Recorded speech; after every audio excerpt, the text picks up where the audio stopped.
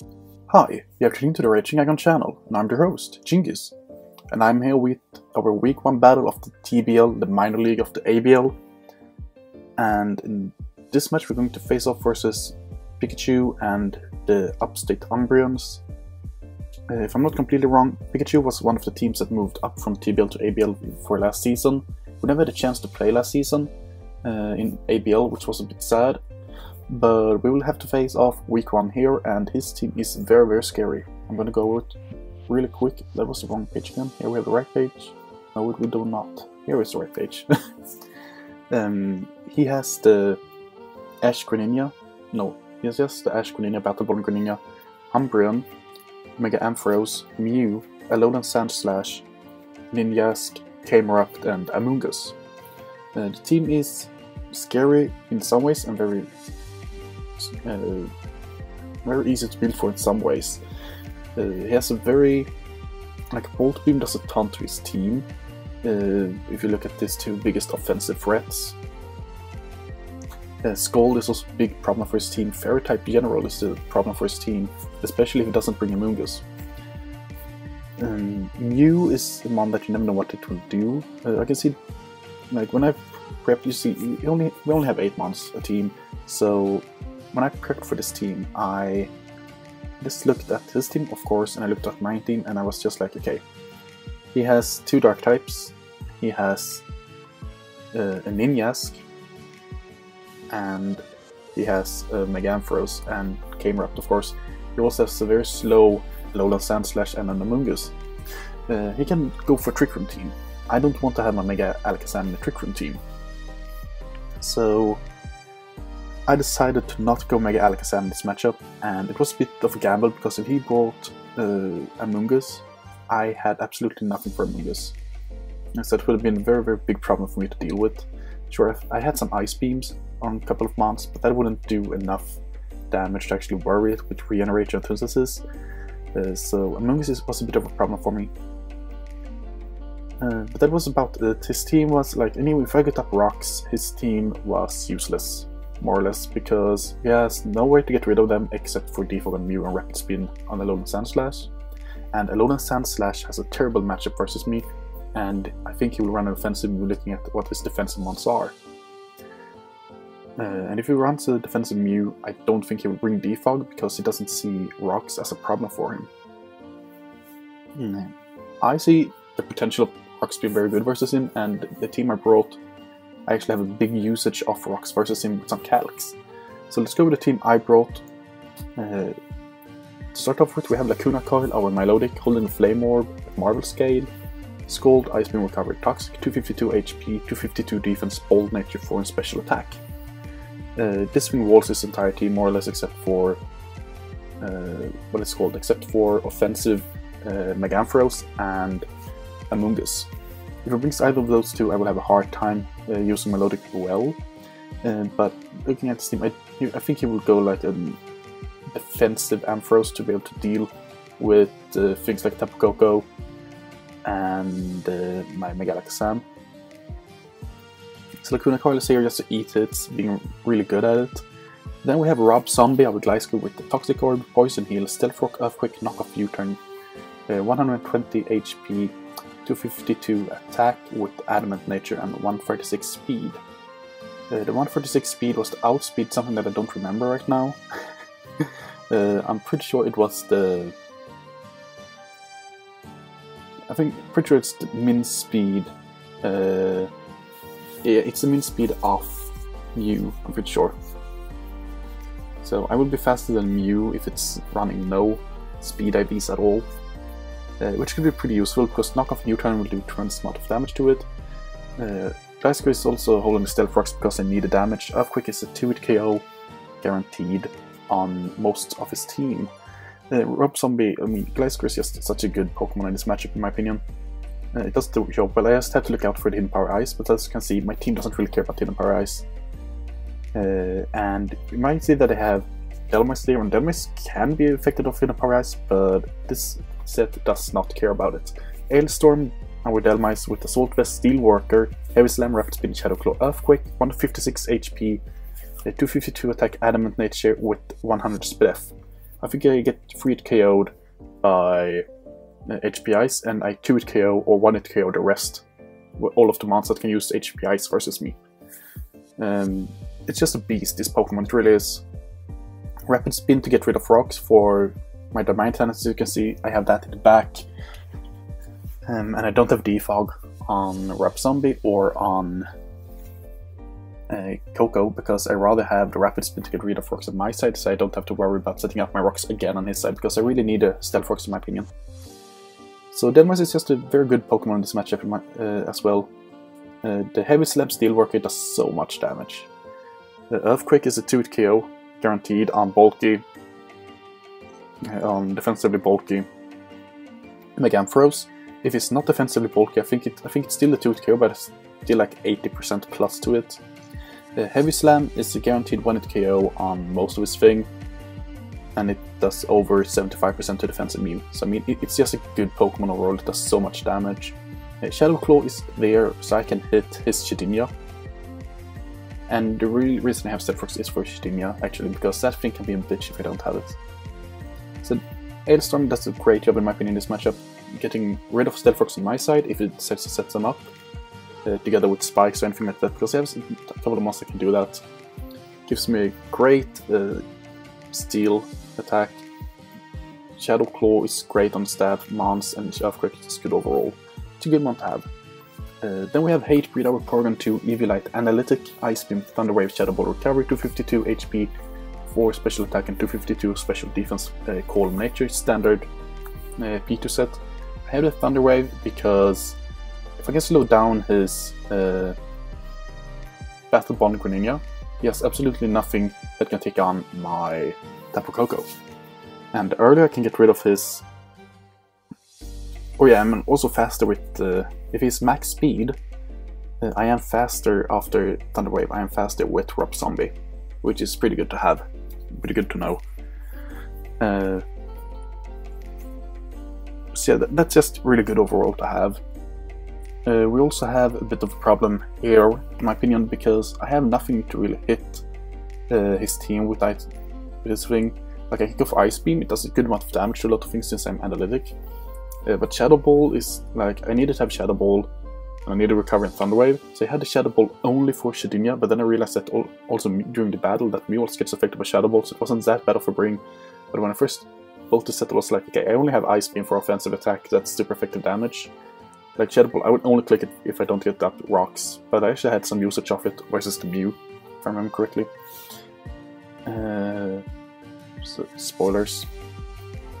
Then we have ACDC, our Tapu Koko with Fairium Sea, Electric Surge, Dazzling Gleam, Volt Switch, Thunderbolt, Nature's Madness, 252 special attack, 64 special defense, and 194 speed with Timid Nature. Nature's Madness is in case it brings bulky shit. Like if I can Toxic his Megampharos or his Umbreon, not Umbreon, Amoonguss, then I need the Nature's Madness to take down their HP and then kill them with the Fairium Sea, something like that. It hits hard, it really does an Electric Surge. Fairium Sea, Dazzling Gleam Fairium Sea is a guaranteed 1-hit KO on physically defensive Umbreon. Specially defensive Umbreon, it's not a guaranteed 1-hit KO, but it does a ton of damage. So this is the first time that I would actually bring a Sea user to battle and actually have plans on using it. I brought Sea Mamoswine once in ABL, I never used it. So this will be the first time that I actually bring a Sea user and that I actually plan on using it in battle. Because that's my only way to get rid of his Umbreon in a pretty fast way. And last but not least, we have Inflames of Darmanitan, Choice Scarf, Sheer Force, Earthquake, Failblitz, Superpower, U-turn, 252 attack, Adamant Nature, 92 defense, and 164 speed.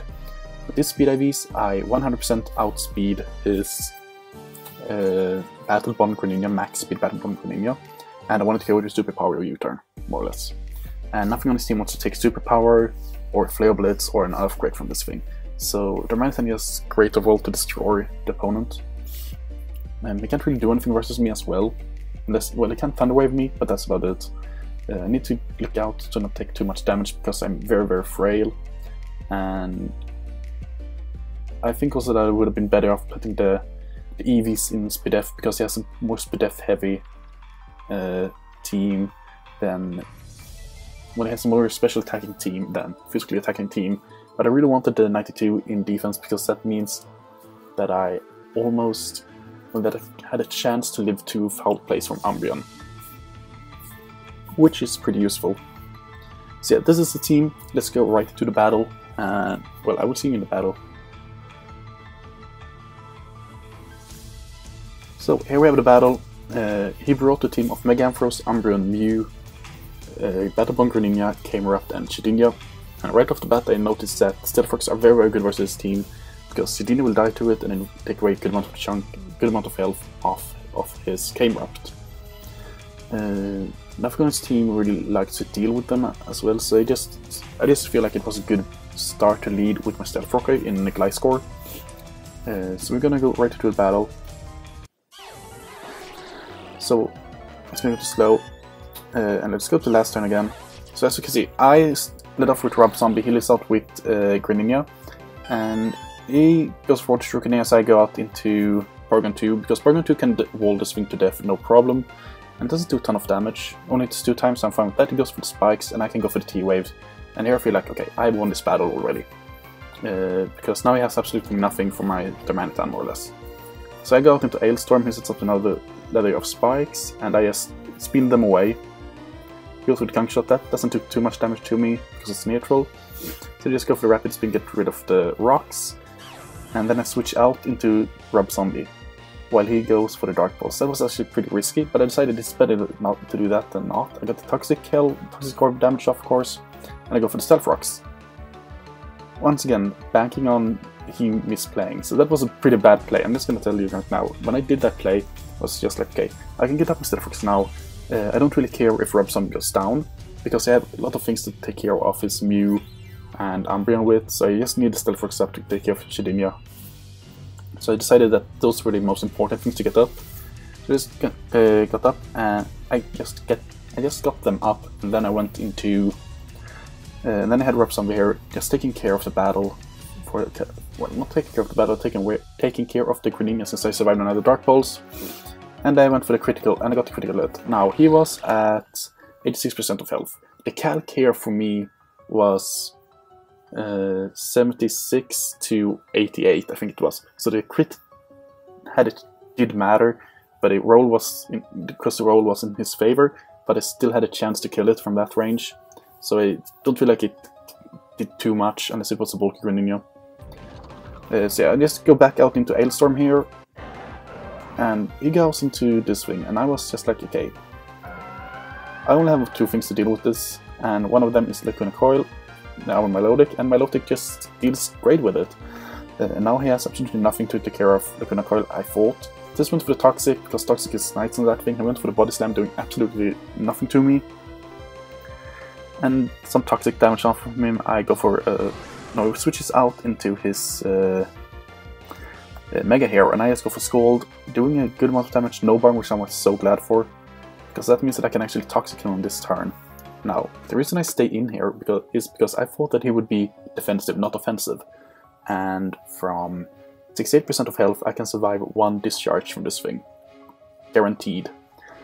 But if he's offensive, I die, so that was a bit of a gamble, but I rather went for the Toxic, and he went for the Hidden Power, predicting me to go out into my almost dead Gliscor. Good prediction, but he had to do that play, I think. I feel like he had to do that play, so it was a good play, but I rather had the Toxic on that thing and then going out into Gliscor.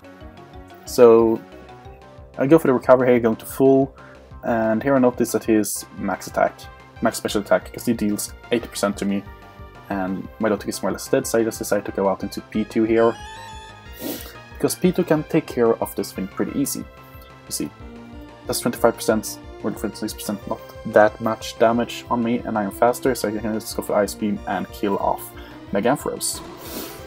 Now the only thing he has here to go to is his Mew, and Mew is a bit of a problem for me, but I decided that I'd rather Thunder Wave it, because sure he has Aura Wave, but that does absolutely nothing. Just go for Thunder Wave here, and now I'm really sorry for Pikachu here, because sure, I get paralyzed as well, but he gets paralyzed turn 1, and I can recover up. And he gets paralyzed turn 2, and I can use Shadow Ball and get a crit on him. Like, what am I supposed to say here? He goes for his C move, Sub-Zero Slam, and that does absolutely nothing to me. And let's go for the Shadow Ball and kill the Mew. I feel really bad for Pikachu there because that did so much.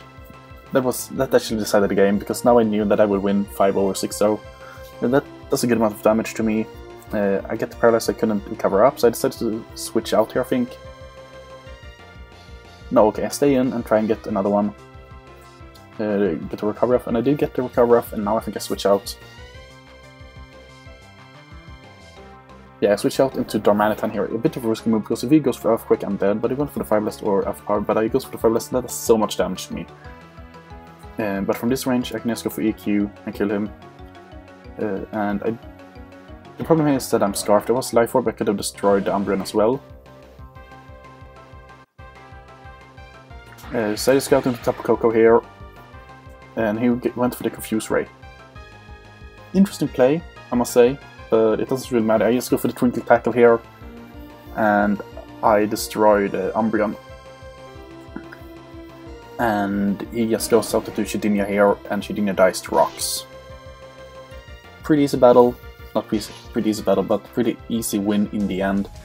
It was way harder to predict what he was going to bring and what mons and what sets he was going to bring, but I feel like I did a good job of predicting the right things at the right time and actually just playing the game as I should have played. Pretty simple, straightforward, not doing a lot of crazy switches. I know that my prep could have been a bit better. Like, I could have brought Mega Alakazam, because Mega Alakazam does a ton to this team, and it's especially faster than everything else.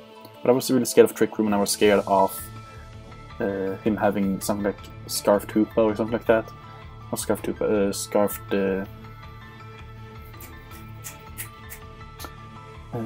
Greninja and Life Orb Greninja, because Life Orb Greninja doesn't sound that scary maybe, but if he gets a Water Shuriken off, I'm pretty sure that 2 hits or 3 hits destroys my Mega Sam, so yeah, I didn't really want that to happen, because Water Shuriken is physically, if I'm not completely wrong. So it was a good game, Pikachu, really good game.